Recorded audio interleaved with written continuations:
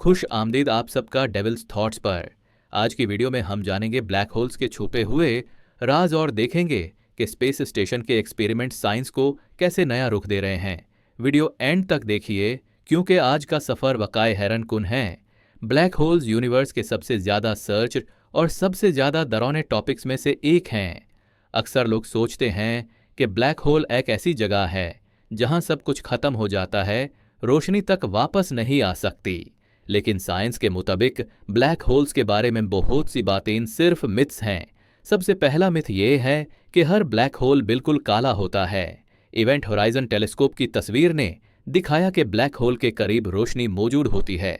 इस जगह को इवेंट होराइजन कहते हैं, जो नॉर्मल स्पेस और ब्लैक होल के ग्रेविटी के असर वाली स्पेस के दरमियान एक हद होती है। इस रोशनी का एक हिस्सा अक्रीशन डिस्क से आता है, जो मिट्टी, गैस और डेब्रिस से बनी होती है। यह डिस्क लगातार घूमती रहती है और धीरे धीरे अपना मटेरियल ब्लैक होल के अंदर की तरफ खींचती रहती है।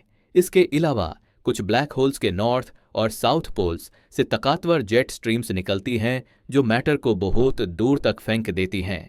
दूसरा मिथ यह है कि हर ब्लैक होल एक ही साइज का होता है। हकीकत यह है कि ब्लैक होल्स मुख्तलिफ साइजेस के होते हैं। कुछ छोटे होते हैं जो सितारों के कोलैप्स से बनते हैं, कुछ मीडियम साइज के होते हैं, और फिर होते हैं सुपर मैसिव ब्लैक होल्स जो लगभग हर गैलेक्सी के सेंटर में मौजूद होते हैं।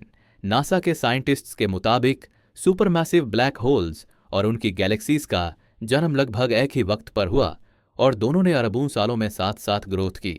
तीसरा मिथ यह है कि ब्लैक होल के करीब जाते ही उसकी ग्रेविटी हमें खींच लेती है। लेकिन अगर ब्लैक होल का मास हमारे सूरज जितना हो तो आप उसके बहुत करीब तक जा सकते हैं। अगर हमारा सूरज उसी मास के ब्लैक होल से रिप्लेस कर दिया जाए तो तमाम प्लैनेट्स बिल्कुल उसी तरह घूमते रहेंगे जैसे आज घूम रहे हैं। चौथा और सबसे हैरान को मिथ ये है कि ब्लैक होल के अंदर जाकर कुछ भी बाहर नहीं आता। स्टीफन हॉकिंग ने यह थ्योरी दी कि ब्लैक होल्स से एक किस्म की रेडिएशन निकलती है जिसे हॉकिंग रेडिएशन कहा जाता है। वक्त के साथ साथ यह रेडिएशन ब्लैक होल को धीरे धीरे इवेपोरेट कर सकती है।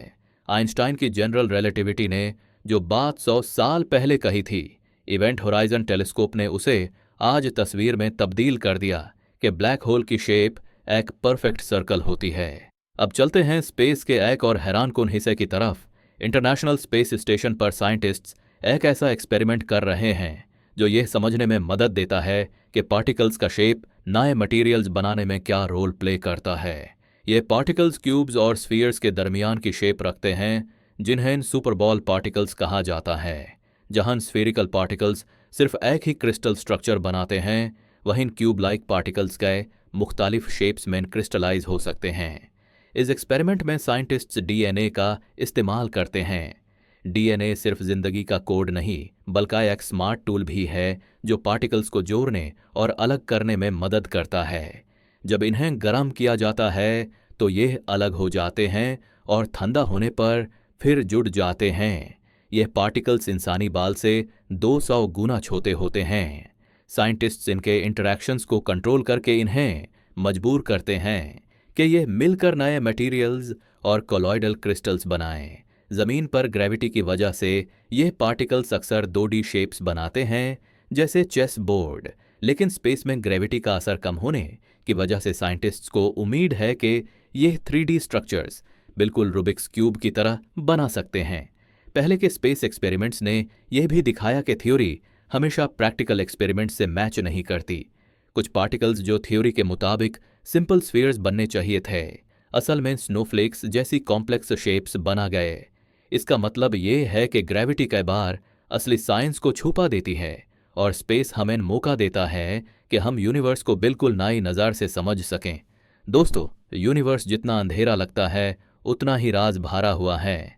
अगर आपको ऐसी साइंस और स्पेस की वीडियोस पसंद आती हैं तो डेविल्स थॉट्स को सब्सक्राइब करें, वीडियो को लाइक और शेयर ज़रूर करें। मिलते हैं नेक्स्ट वीडियो में डेविल्स थॉट्स के साथ।